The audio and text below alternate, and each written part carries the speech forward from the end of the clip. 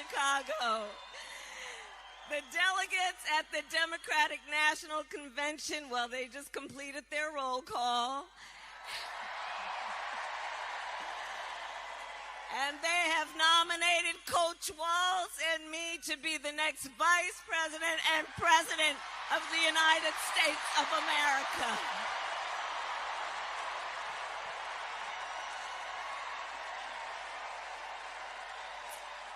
And I thank everyone there and here for believing in what we can do together.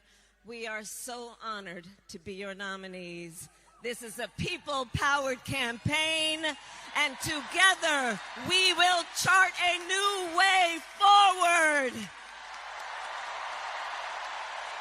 A future for freedom, opportunity, of optimism, and faith. So to everyone in Chicago and across America, thank you. Thank you.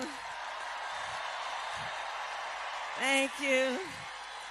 And you're going to hear from our wonderful second gentleman shortly. I'll see you in 2 days, Chicago.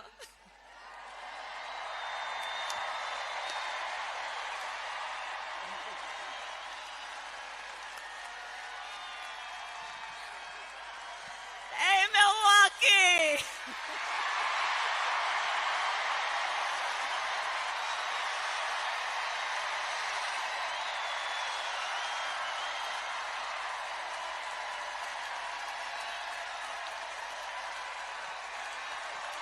It's good to be back in Milwaukee. So, it's good to be back in Milwaukee. It really is. Thank you. So, as you know, the coach and I were together here in Wisconsin just 2 weeks ago. And the first rally after I announced that he would be my running mate, and it is so good to be back with all of you. So good to be back. And today, of course, I always and also bring greetings from our incredible President Joe Biden. Wasn't he terrific last night?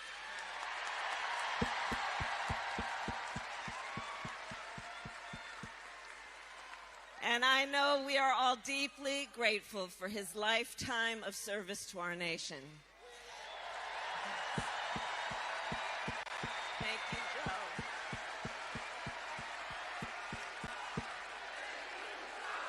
Thank you, Joe. Thank you, Joe. Thank you, Joe.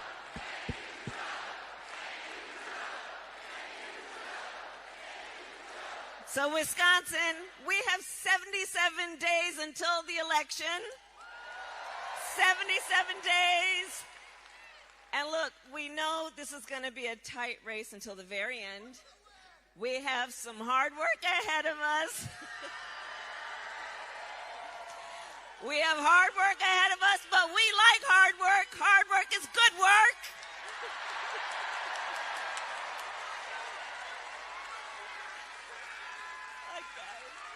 And with your help this November, we will win.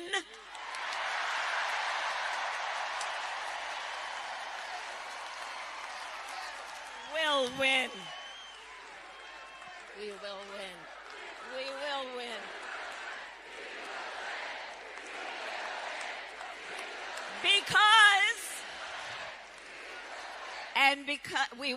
Because we're going to put in the hard work over the next 77 days.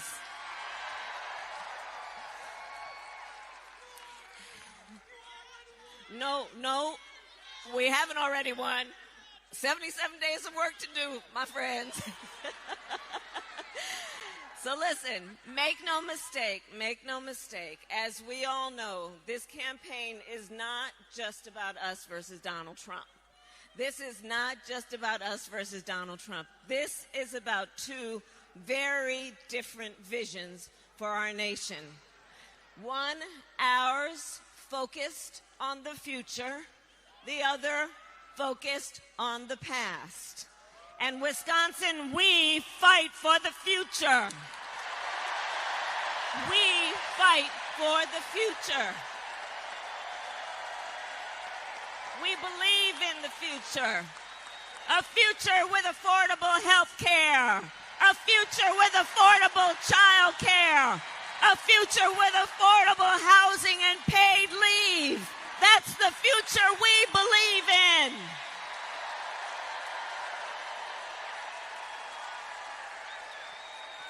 We believe in a future where we build an opportunity economy, where every American has the opportunity to own a home, start a business, and build wealth, including intergenerational wealth. That's what we believe in. We believe in the future of our country.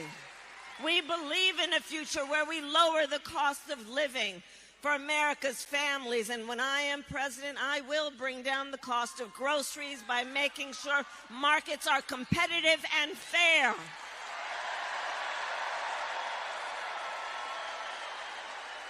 Together with Coach, we will take on Big Pharma and cap the cost of prescription medication for all Americans. We will take on the high cost of housing, understanding so many people are trying to fulfill the American dream, and we need to give people help to get there.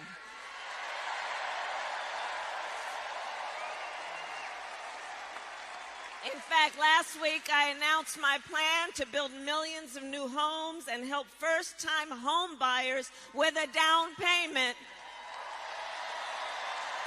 Knowing that's a step to get where we need to go. And my tax plan will give 100 million more Americans a tax cut, including $6,000 to families during the first year of a child's life.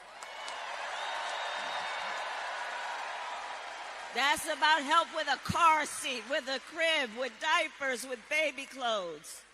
If we care about children, then let's help people. Help people do what they naturally want to do, but don't always have the resources to do it. And unlike Donald Trump, I will always put the middle class and working families first.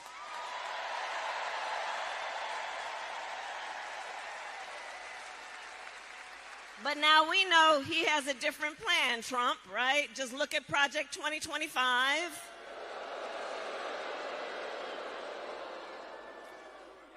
Now, if he is elected, understand what that, by the way, can you believe they put that thing in writing, right? So that plan, though, tells us what they're up to. Donald Trump intends to give tax breaks to billionaires and big corporations. He intends to cut Social Security and Medicare. And he wants to impose what is, in effect, a national sales tax, which will cost a typical family $3,900 a year. Understand that. And on top of all of this, he intends to end the Affordable Care Act. And you remember what that was like when insurance companies could deny people with pre-existing conditions? You remember what that was? Breast cancer survivors, children with diabetes, grandparents who need help and support being denied care. We're not going back. We are not going back. We are not going back.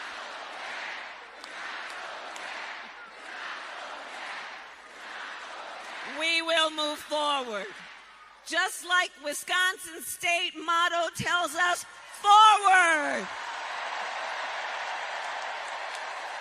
Forward.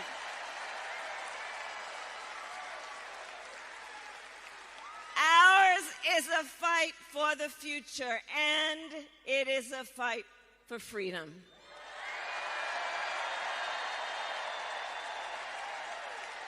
And it is a fight for freedom.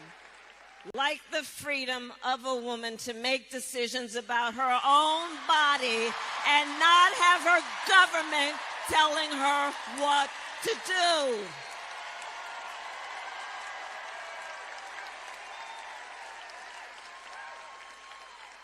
You know, I don't know what's up with these people, by the way. I mean, they just seemingly don't trust women. Well, we trust women. We trust women. And we know how we got to this place. We know how we got to this place with now over 20 Trump abortion bans. We know how we got here. The former President Trump hand-selected 3 members of the United States Supreme Court with the intention that they would undo the protections of Roe v. Wade. And as he intended, they did. And then in state after state, they proposed and passed laws to punish women, criminalize health care providers. In some states, not even making an exception for rape or incest.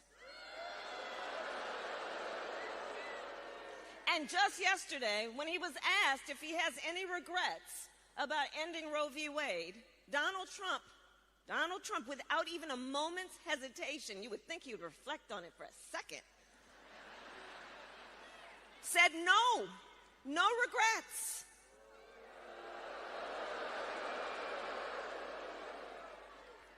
And that's because I do believe, you know, bad behavior should result in a consequence.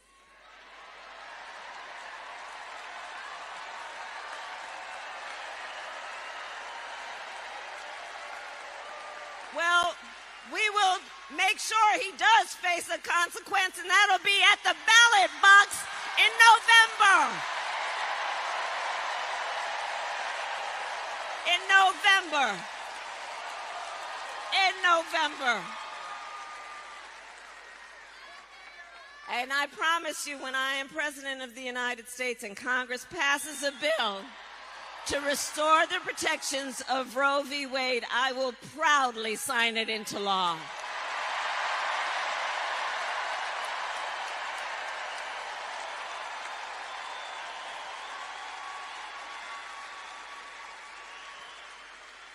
And Wisconsin, in addition to that, as you all know, we are witnessing across our nation a full-on attack on hard-fought, hard-won fundamental freedoms and rights across our nation, like the freedom to vote, the freedom to be safe from gun violence,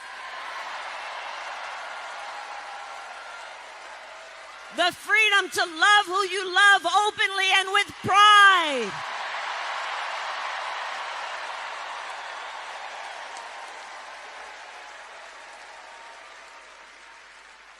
So we know what we're dealing with in this moment. And we must remember, as the generations of Americans before us who led the fight for freedom, the baton is now in our hands. We carry the baton. We carry the baton. And so much is on the line in this election. And understand, we have to understand something. This is not 2016 or 2020. This is not 2016 or 2020.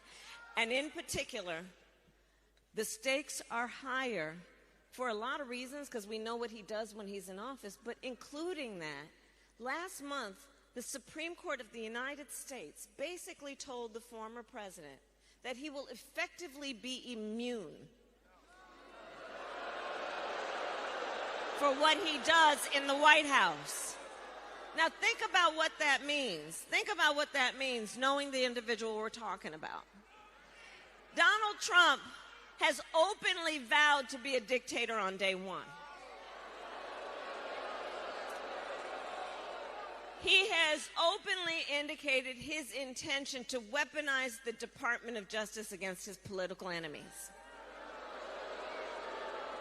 Think about what we know about him and what he's told us. He even called for, quote, the termination of the Constitution of the United States. So let us be very clear. Somebody who intends to terminate the Constitution of the United States, should never again have the opportunity to stand behind the seal of the President of the United States. Never again.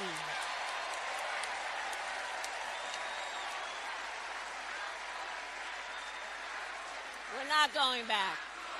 We're not going back. We're not going back. We're not going back. We're going forward.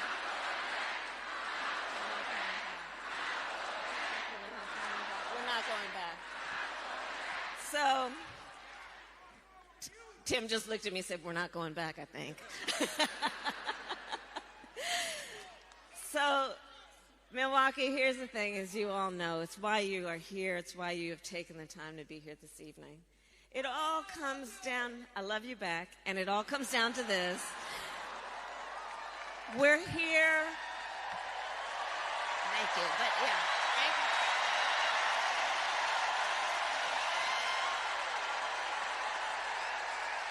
But here's the thing. Here's the thing.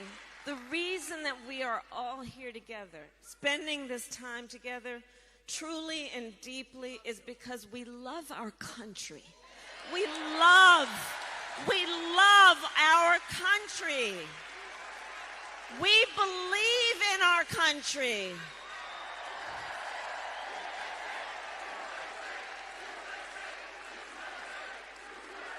We believe in our country.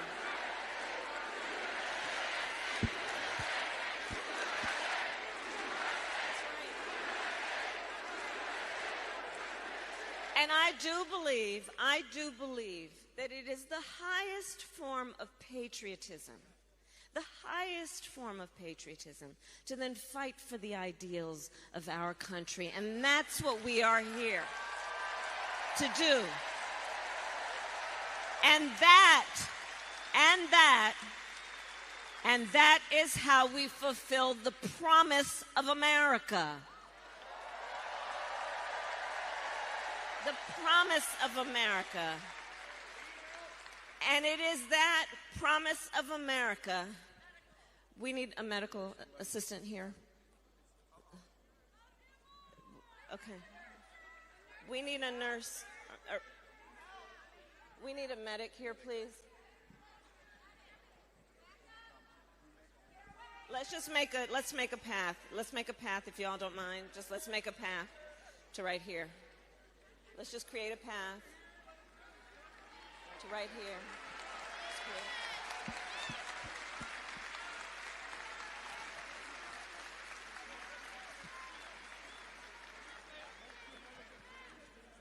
Let's create a path, guys, and thanks for looking out each other. Look out for each other, but let's create a path for the medics.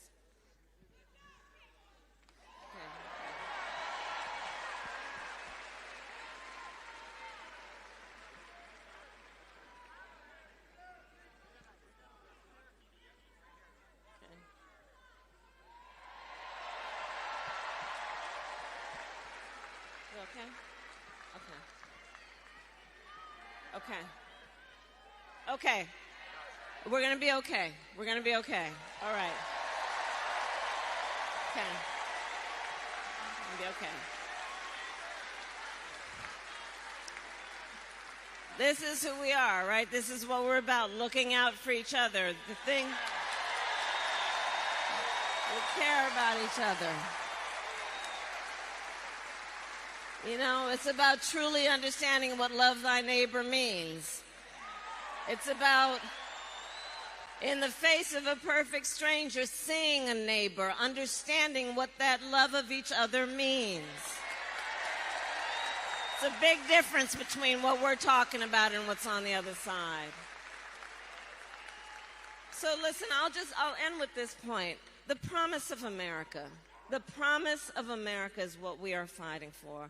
And it is that promise that I think makes it possible that Coach Governor Walz and I would be sharing the same ticket.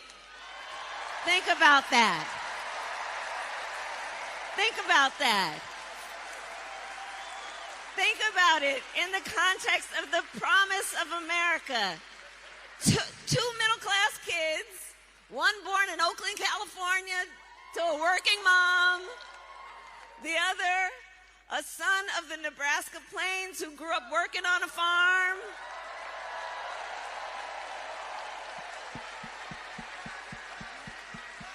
I worked at a McDonald's.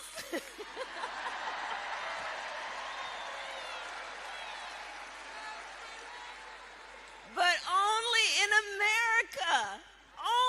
America is it possible for them together to make it all the way to the White House. Only in America.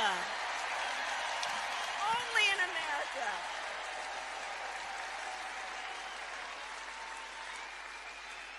So my last point is this. In this election, we each face a question, and that question is, what kind of country do we want to live in, right? Do we want to live in a country of chaos and fear and hate? No. Or a country of freedom, compassion, and rule of law?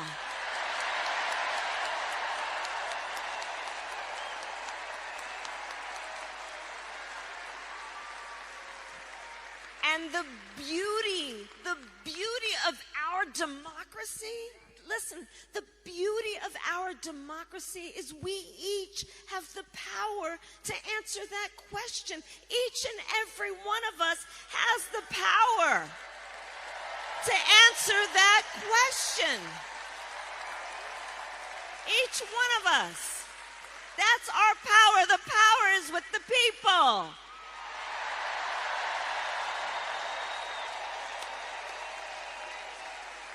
Wisconsin, today I ask, are you ready to have your voices heard? Do we believe in freedom? Do we believe in opportunity? Do we believe in the promise of America? And are we ready to fight for it? And when we fight, we win. God bless you, and God bless the United States of America. God bless you.